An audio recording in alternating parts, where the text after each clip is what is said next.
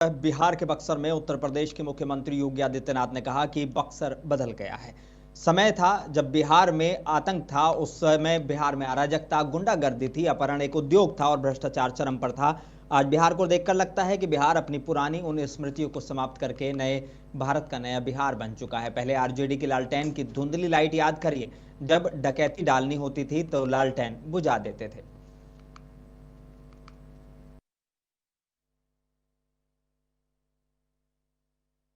RJD की लालटेन की धुंधली लाइट याद करिए, जब डकैती डालनी होती थी लालटेन बुझा देते थे और कांग्रेस और आरजेडी मिलकर के अरे गरीब का ही नहीं खाते थे, पशुओं का चारा भी डकार जाते थे। मैं सच बोल रहा हूं ना, गलत तो नहीं बोल रहा हूं ना। और ये वही लोग हैं, मैं तो यहां आपका बखान कर रहा हूं बक्सर का, कि महर्षि विश्वामित्र ने इसी धरती पे संकल्प लिया था कि भारत को आतंकवाद से मुक्त करना है तो राम और लक्ष्मण को यहां लेके आना पड़ेगा। और कांग्रेस कहती है, कांग्रेस क्या कहती है? कहती है राम हुए ही नहीं। ये भगवान के ही अस्तित्व पर प्रश्न खड़ा करती है, जैसे कि कांग्रेस और उसका वंशवाद ही रहा है, बाकी कोई नहीं रहा है। बहनों और भाइयों, भगवान के अस्तित्व पर ये प्रश्न खड़ा करते हैं। आरजेडी भगवान राम के रथ को रोकती है और समाजवादी पार्टी, इनका जो यूपी का पार्टनर है ना, यह भी राम भक्तों पर गोली चलाती है। ये लोग कहते थे राम मंदिर कभी नहीं बन सकता। बहनों और भाइयों, आरजेडी और कांग्रेस के लोग क्या कह रहे हैं? कह रहे हैं अयोध्या में जहां राम मंदिर बना है वहां हॉस्पिटल बनना चाहिए। इन मूर्खों को यह भी नहीं पता। उत्तर प्रदेश के उप मुख्यमंत्री ब्रजेश पाठक ने कहा है कि इंडी गठबंधन के लोग फेक मतदाता सूची के आधार पर मतदान कराने की योजना बना रहे हैं। इंडी गठबंधन के लोग अपनी संभावित हार देखकर इस तरह के बयान दे रहे हैं। कांग्रेस और समाजवादी पार्टी इंडी गठबंधन के लोग ये फेक मतदाता सूची के आधार पर मतदान कराने की योजना बना रहे हैं। मैं भारत निर्वाचन आयोग का बहुत बहुत धन्यवाद प्रकट करता हूं, आभार प्रकट करता हूं कि उन्होंने ऐसे फेक मतदाताओं को एसआईआर के माध्यम से चिन्हित करके, जो वास्तव में भारत के नागरिक हैं, मतदान करने की अहर्ता पूरी करते हैं, उन सभी को मतदाता सूची पुनरीक्षण कार्य के माध्यम से यदि काम भारत निर्वाचन आयोग निष्पक्षता के साथ कर रहा है, ये विपक्षी दल खासकर कांग्रेस और इंडी गठबंधन और सपा के लोग अपनी संभावित हार को देख करके और फेस सेविंग के लिए इस प्रकार के उलूल जुलूल बयान दे रहे हैं। ये आधार खो चुके हैं। पूरे देश में, उत्तर प्रदेश में माननीय मोदी जी के मार्गदर्शन में, नेतृत्व में भारतीय जनता पार्टी गरीब कल्याण योजनाओं के माध्यम से जन जन का भरोसा जीत चुकी है। आज उत्तर प्रदेश पूरे देश में विकसित राज्य के रूप में स्थापित हो रहा है। उत्तर प्रदेश की चर्चा पूरे राष्ट्र में है और ये समझ चुके हैं कि धरातल इनके पास नहीं है, इसीलिए ये केवल फेस सेविंग कर रहे हैं। जानते हैं कि संभावित हार इनको। उत्तर प्रदेश सरकार पूर्व मुख्यमंत्री और राज्यपाल कल्याण सिंह के नाम पर नया जिला बनाने जा रही है। इसके लिए कार्रवाई भी शुरू कर दी गई है। अलीगढ़ की अतरौली, गंगीरी और बुलंदशहर की डिबाई तहसील को मिलाकर नया जिला बनाने की तैयारी है। राजस्व सचिव ने अलीगढ़ और बुलंदशहर के डीएम को पत्र भेजकर सभी राजस्व संबंधित दस्तावेज तैयार करने के निर्देश दिए हैं। इस संबंध में अलीगढ़ डीएम संजीव रंजन ने जानकारी दी है। बता दें कि अगर ये जिला अस्तित्व में आया तो ये उत्तर प्रदेश का 76वां जिला बनेगा।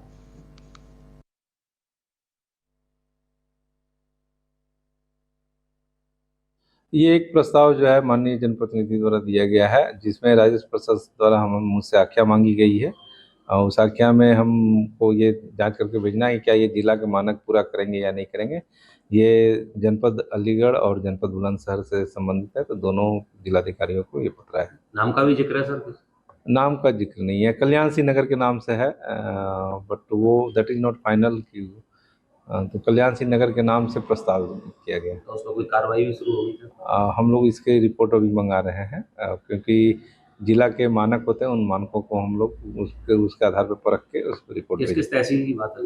ये हमारा अतरौली तहसील, जिसमें अतरौली और गंगीरी ब्लॉक और तथा बुलंदशहर की डीवाई के लिए मांगा गया। क्या लगता है सर, अगर पास होता है तो कुछ वहाँ के इसमें जो है इस संबंध में तो मैं कुछ नहीं कर सकता, क्योंकि प्रॉपर एक शासकीय प्रक्रिया है और जो मापदंड है उस मापदंडों का आधार। गन्ने के दाम बढ़ाने पर किसान नेता राकेश टिकैत का बयान सामने आया है। राकेश टिकैत ने कहा है कि अगर 10 रुपए और बढ़ा दिए जाएं तो रेट 400 के पार चला जाता और यूपी नंबर 1 बन जाता। उन्होंने कहा कि इलेक्शन से पहले 50 रुपए और बढ़ाने चाहिए, क्योंकि महंगाई तेजी से बढ़ रही है। राकेश टिकैत ने मजाकिया लहजे में कहा कि उम्मीद है योगी जी 50 रुपए और बढ़ाकर ही जाएंगे।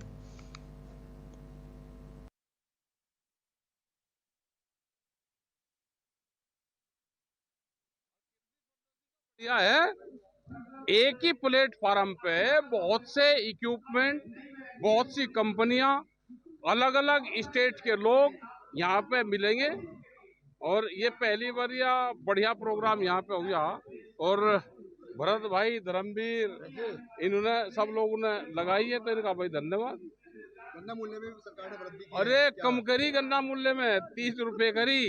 अपनी सीट तो चाहे ना 400 के पार, गन्ने का रेट चाहे 400 के पास और पार में अंतर है। तो कितनी होनी चाहिए थी? अरे देखो, हमारे 50 रुपए डू है, ये 50 रुपए अगले साल बढ़ा दे इसी उसमें। अगले साल के 50 रुपए, 450 का गन्ने का भाव अगले साल तक चाहिए। अब बढ़ा लो, थोड़े से दिन बाद में बढ़ा लो। योगी जी जब उत्तर प्रदेश छोड़ कर जा तो भाई गन्ने का 450 का भाव कर जा। मुरादाबाद से बड़ी खबर है। इलाहाबाद हाई कोर्ट ने समाजवादी पार्टी को राहत दी है। कोर्ट ने मुरादाबाद प्रशासन का वो आदेश रद्द कर दिया है जिसमें समाजवादी पार्टी का जिला ऑफिस खाली करने को कहा गया था। ये वही कोठी नंबर 4 है जो पहले मुलायम सिंह यादव को अलॉट हुई थी। अब सपा को दफ्तर खाली नहीं करना होगा। हाईकोर्ट के इस फैसले से पार्टी नेताओं ने राहत की सांस ली है। कि जो प्रशासन की कार्रवाई है उसको पूरी तरीके से क्वैश कर दिया गया है, तो हमें कोर्ट से एक बड़ी राहत मिली है और हमें न्याय की उम्मीद थी कोर्ट से। उसी के परिप्रेक्ष्य में ये हमें न्याय मिला है, तो हमारे सभी समाजवादी पार्टी के कार्यकर्ताओं में बहुत खुशी है।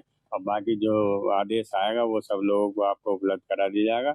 ये हमारे आदरणीय स्वर्गीय श्री मुलायम सिंह यादव जी नेताजी द्वारा आवंटन था और नेताजी के सपनों से जुड़ा हुआ था, नेताजी की यादों से जुड़ा हुआ था। नेताजी ने यहाँ सभा करी थी। बहुत कम कार्यालय उत्तर प्रदेश में होंगे जिसमें माननीय नेताजी गए होंगे, तो उसी तरीके से सब लोगों की भावनाएं जुड़ी हुई थी। पार्टी के एक एक वर्कर की कार्यकर्ता। मुरादाबाद से बड़ी खबर है। सुहेलदेव भारतीय समाज पार्टी ने नगर निगम के खिलाफ जोरदार प्रदर्शन किया है। जिलाध्यक्ष रवि चौधरी ने आरोप लगाया कि दुकानों के अलॉटमेंट में बड़ी धांधली हुई है और हर दुकान से 2.5 लाख रुपए की अवैध वसूली की गई है। पार्टी ने निगम के एक कर्मचारी पर भी गंभीर आरोप लगाए हैं और जांच की मांग की है। एसीएम को ज्ञापन सौंपा गया है और कार्यकर्ताओं ने नारेबाजी की है।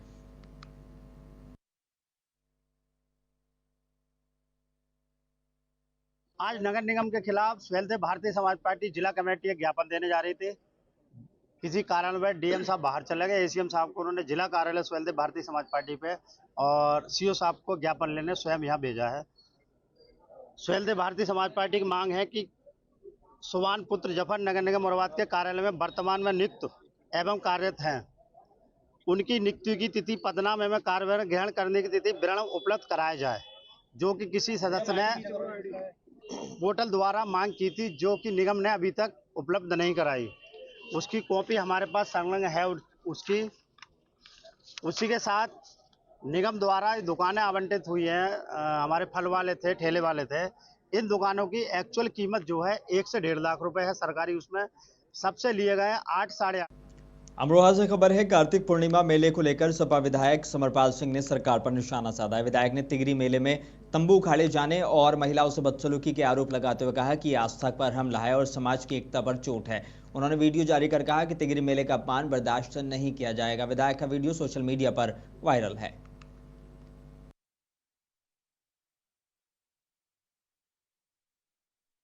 बरेली में कानपुर में कथावाचक देवकी नंदन ठाकुर ने जाजमऊ स्थित सिद्धनाथ मंदिर में दर्शन करने गए। इस दौरान उन्होंने कहा कि अगर हिंदुओं के बच्चे 99% हिंदू नहीं है तो इसके पीछे की वजह है कि हम अपने बच्चों को रामायण और गीता का ज्ञान नहीं दे रहे हैं। हमें अपने धर्म का बौद्ध और पुस्तकों का ज्ञान नहीं है। इसको लेकर अब बड़ा बयान सामने आया है। बता दें कि ऑल इंडिया मुस्लिम जमात के राष्ट्रीय अध्यक्ष मौलाना मुफ्ती शहाबुद्दीन रज़वी बरेलवी ने अपनी प्रतिक्रिया दी है। सुनिए क्या कुछ कहा। कथावाचक देवकी नंदन ठाकुर ने जो बात कही है वो हिंदू समाज को आईना दिखाने वाली बात है और उन्होंने हकीकत का इजहार कर दिया कि 99% हिंदू बच्चे अपने मज़हब से नावाकिफ़ होते हैं, अज्ञानी होते हैं।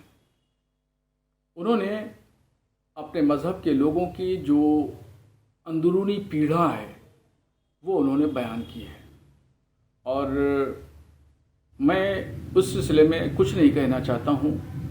किसी के दूसरे धर्म पर टीका टिप्पणी नहीं करना चाहिए। सभी दर्शकों से रिक्वेस्ट है कि अगर उनको हमारी वीडियो अच्छी लगी हो तो लाइक जरूर करें, सब्सक्राइब करें और मुंसिफ टीवी के बेल आइकन को जरूर दबाएं।